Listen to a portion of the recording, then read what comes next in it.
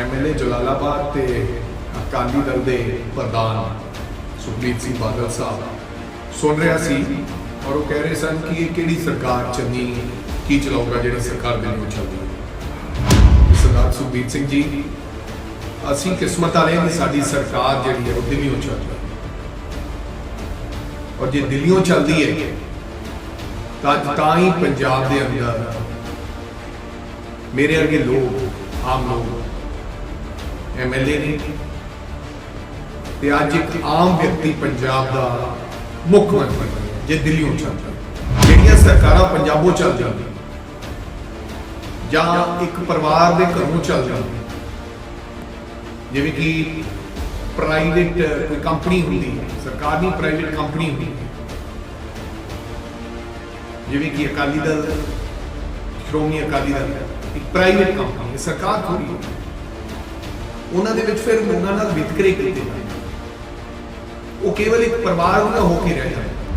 मैं देखा कि बड़े बड़े विद्वान बड़े बड़े लोग जिन्होंने अकाली दल इतों तक पहुंचाने च आपका बड़ा योगदान पाया उन्होंने किवें समाप्त किया गया एक परिवार में तुहाडे बेशक वो कैप्टन कवलजीत सन बेशक वो गुरचरण सिंह टौड़ा साहब सन बेशक वो जथेदार जगदेव सिंह तलवंडी सन उन्होंने इस श्रोमणी अकाली दल को बनाने आपनियां जाना ला दी उम्रां ला लेकिन उन्होंने मिलिया कुछ उड़ीकते रहे ते सिद्धि प्रकाश सिंह बादल साहब की निगाह पंज वारी पंजाब के मुख्यमंत्री रहे तो सिद्धि सुखबीर सिंह बादल ते गई ना उन्होंने रणजीत सिंह ब्रह्मपुरा साहब से निगाह गई ना उन्होंने ढींडसा साहब से गई ना धुंगड़ साहब से गई ना चंदू माजरा साहब से गई ना तोता सिंह से गई।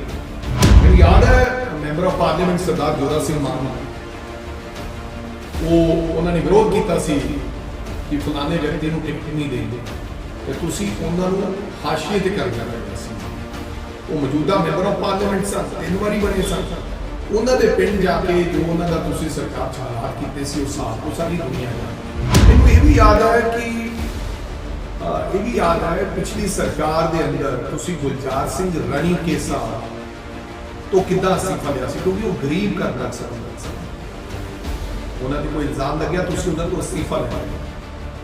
फिर मैंने ये भी याद है कि सरवण सिंह फलौर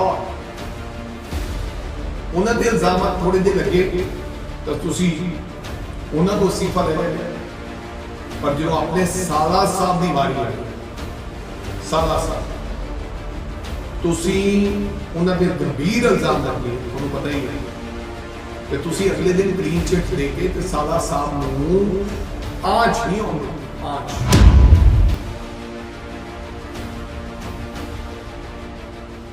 सत श्री अकाल। अज मैं MLA जलालाबाद ते अकाली दल के प्रधान सुखबीर सिंह बादल साहब नूं सुन रहा सी और वो कह रहे सन कि ये किहड़ी सरकार चलनी की चलाऊगा जिहड़ी सरकार दिल्ली चल रही है। मैं सुखबीर सिंह बादल नूं ये दसना चाहना है कि सरदार सुखबीर सिंह जी असी किस्मत वाले हैं कि साडी सरकार जिहड़ी है वो दिल्ली चल रही है और जे दिल्ली चलती है तो अज ही पंजाब के अंदर मेरे वर्गे लोग आम लोग MLA ने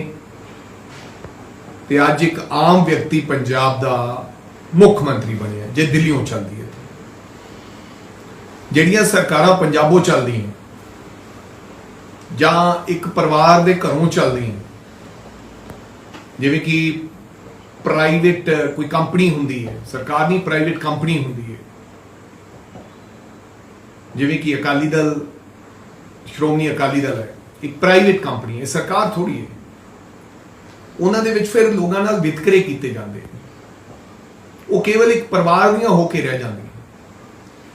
मैं देखा कि बड़े बड़े विद्वान बड़े बड़े लोग जिन्होंने अकाली दल नूं इतों तक पहुंचाने च आपका बड़ा योगदान पाया उन्होंने किवें समाप्त किया गया एक परिवार दे वल्लों तुहाडे वल्लों बेशक वो कैप्टन कवलजीत सन बेशक वो गुरचरण सिंह टौड़ा साहब सन ਬੇਸ਼ੱਕ ਉਹ ਜਥੇਦਾਰ ਜਗਦੇਵ ਸਿੰਘ ਤਲਵੰਡੀ ਸਨ, ਉਹ ਤਰਸਦੇ ਰਹੇ। ਉਹਨਾਂ ਨੇ ਕਿਹਾ ਕਿ ਬੇਸ਼ੱਕ ਉਹ ਕੁਲਦੀਪ ਸਿੰਘ ਵਡਾਲਾ ਸਨ, ਉਹ ਤਰਸਦੇ ਰਹੇ ਕਿਉਂਕਿ ਉਹਨਾਂ ਲੋਕਾਂ ਨੇ, ਉਹਨਾਂ 'ਚ ਸਿੱਖੀ ਜ਼ਿਆਦਾ ਸੀ। ਉਹਨਾਂ ਨੇ ਇਸ ਸ਼੍ਰੋਮਣੀ ਅਕਾਲੀ ਦਲ ਨੂੰ ਬਣਾਉਣ ਦੇ ਵਿੱਚ ਆਪਦੀਆਂ ਜਾਨਾਂ ਲਾ ਦਿੱਤੀਆਂ, ਉਮਰਾਂ ਲਾ ਦਿੱਤੀਆਂ, ਲੇਕਿਨ ਉਹਨਾਂ ਨੂੰ ਮਿਲਿਆ ਕੁਝ ਨਹੀਂ। ਉਡੀਕਦੇ ਰਹੇ ਤੇ ਸਿੱਧੀ ਪ੍ਰਕਾਸ਼ ਸਿੰਘ ਬਾਦਲ ਸਾਹਿਬ ਦੀ ਨਿਗਾਹ, 5 ਵਾਰੀ ਪੰਜਾਬ ਦੇ ਮੁੱਖ ਮੰਤਰੀ ਰਹੇ, ਤਾਂ ਸਿੱਧੀ ਸੁਖਬੀਰ ਸਿੰਘ ਬਾਦਲ ਤੇ ਗਈ। ਨਾ ਉਹਨਾਂ ਦੀ ਰਣਜੀਤ ਸਿੰਘ ਬ੍ਰਹਮਪੁਰਾ ਸਾਹਿਬ ਤੇ ਨਿਗਾਹ ਗਈ, ਨਾ ਉਹਨਾਂ ਦੀ ਢੀਂਡਸਾ ਸਾਹਿਬ ਤੇ ਗਈ, ਨਾ ਭੂੰਦੜ ਸਾਹਿਬ ਤੇ ਗਈ, ਨਾ ਚੰਦੂ ਮਾਜਰਾ ਸਾਹਿਬ ਤੇ ਗਈ, ਨਾ ਤੋਤਾ ਸਿੰਘ ਤੇ ਗਈ।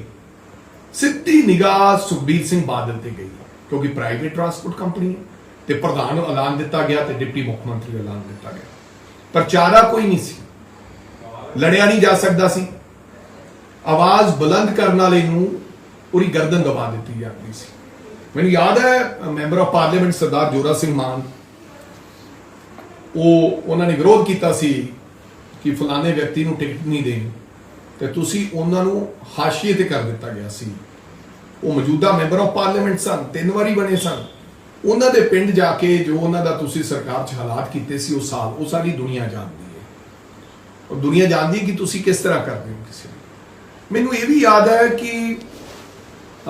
ਯਾਦ ਹੈ ਪਿਛਲੀ ਸਰਕਾਰ ਦੇ ਅੰਦਰ ਤੁਸੀਂ ਗੁਲਜ਼ਾਰ ਸਿੰਘ ਰਣੀਕੇ ਸਾਹਿਬ ਤੋਂ ਕਿੱਦਾਂ ਅਸਤੀਫਾ ਲਿਆ ਸੀ ਕਿਉਂਕਿ ਉਹ ਗਰੀਬ ਘਰ ਨਾਲ ਸੰਬੰਧਿਤ ਸਨ। ਉਹਨਾਂ ਤੇ ਕੋਈ ਇਲਜ਼ਾਮ ਲੱਗਿਆ, ਤੁਸੀਂ ਉਹਨਾਂ ਤੋਂ ਅਸਤੀਫਾ ਲੈ ਲਿਆ। ਫਿਰ ਮੈਨੂੰ ਇਹ ਵੀ ਯਾਦ ਹੈ ਕਿ ਸਰਵਨ ਸਿੰਘ ਫਲੌਰ, ਉਹਨਾਂ ਤੇ ਇਲਜ਼ਾਮਾਤ ਥੋੜੇ ਜਿਹੇ ਲੱਗੇ ਤਾਂ ਤੁਸੀਂ ਉਹਨਾਂ ਤੋਂ ਅਸਤੀਫਾ ਲੈ ਲਿਆ ਗਿਆ।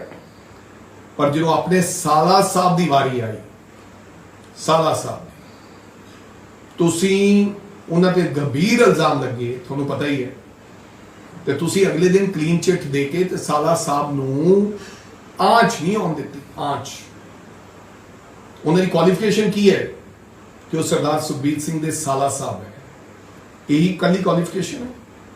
ਉਹਨਾਂ ਨੇ ਰਣਜੀਤ ਸਿੰਘ ਬ੍ਰਹਮਪੁਰੇ ਵਰਗੇ ਬੰਦਿਆਂ ਦਾ ਰਾਜਨੀਤਿਕ ਜੀਵਨ ਤਬਾਹ ਕਰਤਾ। ਉਹਨਾਂ ਨੇ ਸੇਵਾ ਸਿੰਘ ਸ਼ੇਖਾਵਾਂ ਵਰਗੇ ਬੰਦਿਆਂ ਨੂੰ ਉੱਥੇ ਮਾਝੇ ਦੇ ਵਿੱਚ ਉਹਨਾਂ ਨੇ ਦੱਬਣ ਦਾ ਕੰਮ ਕੀਤਾ। ਵੱਡੇ ਵੱਡੇ ਲੋਕਾਂ ਨੂੰ, ਕੋਈ ਇੱਕ ਨੂੰ ਨਹੀਂ। ਈਵਨ ਕਿ ਅੱਜ ਉਹਨਾਂ ਤੋਂ ਤੰਗ ਪਰੇਸ਼ਾਨ ਸਰਦਾਰ ਆਦੇਸ਼ ਪ੍ਰਤਾਪ ਸਿੰਘ ਕੈਰੋ ਨੇ।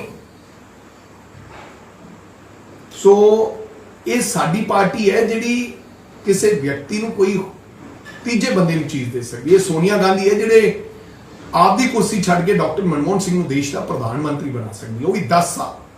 ਕੀ ਰਾਹੁਲ ਗਾਂਧੀ ਦੇਸ਼ ਦੇ ਪ੍ਰਧਾਨ ਮੰਤਰੀ ਉਹਨਾਂ 10 ਸਾਲਾਂ 'ਚ ਨਹੀਂ ਬਣ ਸਕਦੇ ਸੀ? ਕੀ ਰਾਹੁਲ ਗਾਂਧੀ ਕੇਂਦਰੀ ਮੰਤਰੀ ਨਹੀਂ ਬਣ ਸਕਦੇ ਸੀ? ਤੇ ਤੁਸੀਂ, ਤੁਹਾਡੇ ਕੋਲੇ ਦਾ ਲੱਗਿਆ। ਅੱਜ ਸੁਖਦੇਵ ਸਿੰਘ ਢੀਂਡਸਾ ਸਾਹਿਬ ਕਿਉਂ ਨਾਰਾਜ਼ ਨੇ? ਉਹ ਇਸ ਕਰਕੇ ਨਾਰਾਜ਼ ਨੇ ਕਿ ਜਦੋਂ ਹਰਸਿਮਰਤ ਕੌਰ ਬਾਦਲ ਨੂੰ ਤੁਸੀਂ ਕੇਂਦਰੀ ਮੰਤਰੀ ਬਣਾਇਆ, ਰਣਜੀਤ ਸਿੰਘ ਬ੍ਰਹਮਪੁਰਾ ਉਹਨਾਂ ਤੋਂ ਸੀਨੀਅਰ ਵਿਅਕਤੀ ਸਨ, ਉਹ ਵਿਚਾਰੇ ਢੀਕਦੇ ਰਹੇ ਵੀ ਮੇਰੀ ਵਾਰੀ ਆਊਗੀ, ਲੇਕਿਨ ਤੁਸੀਂ ਹਰਸਿਮਰਤ ਕੌਰ ਬਾਦਲ ਜੀ ਕਿਉਂਕਿ ਤੁਹਾਡੀ ਧਰਮ ਪਤਨੀ ਹੈ, ਉਹਨਾਂ ਨੂੰ ਬਣਾ ਦਿੱਤਾ ਗਿਆ।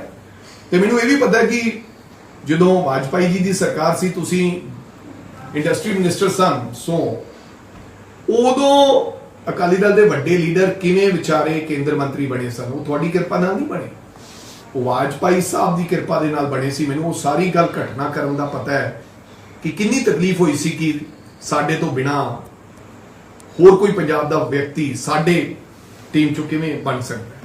ਸੋ ਅੱਜ ਮੈਂ ਵੇਖਦਾ ਹਾਂ ਸਰਦਾਰ ਤੋਤਾ ਸਿੰਘ ਤੇ ਉਹਨਾਂ ਦੇ ਮੁੰਡੇ ਨੂੰ ਟਿਕਟ, ਫਲਾਣਾ ਬੰਦਾ ਤੇ ਫਲਾਣੇ ਬੰਦੇ ਨੂੰ ਟਿਕਟ, ਕੱਲ ਨੂੰ ਚੰਦੂ ਮਾਜਰਾ ਸਾਹਿਬ ਤੇ ਉਹਨਾਂ ਦੇ ਬੇਟੇ ਨੂੰ ਟਿਕਟ। ਇਹ ਕਾਂਗਰਸ ਪਾਰਟੀ ਹੀ ਐਸੀ ਸੋਚ ਰੱਖ ਸਕਦੀ ਹੈ? ਨਹੀਂ, ਇਹ ਭਾਈ ਭਤੀਜਾਵਾਦ, ਪਰਿਵਾਰਵਾਦ ਕਿ ਆਦੇਸ਼ ਪ੍ਰਤਾਪ ਸਿੰਘ ਦੀ ਪੱਕੀ ਸੀਟ ਹੈ, ਇਹ ਫਲਾਣਾ ਸਿੰਘ ਦੀ, ਮਜੀਠੀਆ ਸਾਹਿਬ ਦੀ, ਹੁਣ ਮੈਂ ਸੁਣ ਰਿਹਾ ਕਿ ਮਜੀਠੀਆ ਸਾਹਿਬ ਦੇ ਭਾਈ ਸਾਹਿਬ ਵੀ ਲਾਂਚ ਹੋ ਰਹੇ ਨੇ। ਹੁਣ ਮੈਂ ਇਹ ਵੀ ਸੋਚ ਰਿਹਾ ਕਿ ਹਰਸਿਮਰਤ ਕੌਰ ਬਾਦਲ ਸਾਹਿਬ ਵੀ ਚੁਣਾਵ ਲੜ ਰਹੇ ਨੇ, ਕਿਉਂਕਿ ਤੁਹਾਨੂੰ ਲੱਗਦਾ ਕਿ ਕਿਸੇ ਹੋਰ ਨੂੰ ਜਗ੍ਹਾ ਦੇ ਨਾ ਦਿੱਤੀ ਜਾਵੇ। ਸੋ ਇਹ ਪ੍ਰਾਈਵੇਟ ਜਿਹੜੀ ਕੰਪਨੀ ਹੈ ਨਾ ਬਾਦਲ ਸਾਹਿਬ, ਇਹ ਹੁਣ ਖਤਮ ਹੋਣ ਦੇ ਕਿਨਾਰੇ ਤੇ ਹੈ। ਤੁਹਾਡੇ 'ਚ ਜ਼ਰੂਰਤ ਕਿਸੇ ਆਮ ਵਿਅਕਤੀ ਨੂੰ ਮੁੱਖ ਮੰਤਰੀ ਐਲਾਨਣ ਦੀ, ਤਾਂ ਮੈਂ ਤੁਹਾਡਾ ਧੰਨਵਾਦ ਕਰੂੰਗਾ ਕਿ ਤੁਹਾਡੇ ਕੋਲੇ ਚੱਲ ਕੇ ਆਵਾਂਗਾ, ਐਲਾਨ ਕਰਕੇ ਦਿਖਾਓ ਕਿ ਤੁਸੀਂ 5 ਵਾਰੀ ਪੰਜਾਬ ਦੇ ਮੁੱਖ ਮੰਤਰੀ ਰਹੇ, ਸੱਤਾ ਤੁਹਾਡੇ ਹੱਥ ਵਿੱਚ ਹੈ।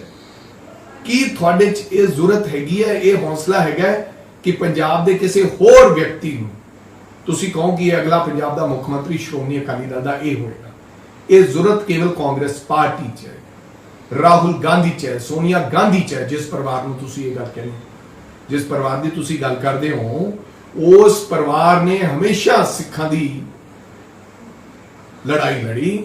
ਬੇਸ਼ੱਕ ਗਿਆਨੀ ਜੈਲ ਸਿੰਘ ਨੂੰ ਬਣਾਇਆ ਦੇਸ਼ ਦਾ ਰਾਸ਼ਟਰਪਤੀ ਬਣਾਇਆ, ਬੇਸ਼ੱਕ ਬੂਟਾ ਸਿੰਘ ਨੂੰ ਦੇਸ਼ ਦਾ ਗ੍ਰਹਿ ਮੰਤਰੀ ਬਣਾਇਆ, ਬੇਸ਼ੱਕ ਮੋਂਟੇਜ ਸਿੰਘ ਆਲੂਵਾਲੀਆ ਸਾਹਿਬ ਨੂੰ ਬਣਾਇਆ ਪਲੈਨਿੰਗ ਕਮਿਸ਼ਨ ਦਾ ਚੇਅਰਮੈਨ, ਤੇ ਬੇਸ਼ੱਕ ਫੌਜਾਂ ਦਾ ਜਰਨੈਲ ਕਾਂਗਰਸ ਪਾਰਟੀ ਦੇ ਰਾਜ ਦੇ ਵਿੱਚ ਭਾਗ ਵਾਲਾ ਵਿਅਕਤੀ ਬਣਾਇਆ।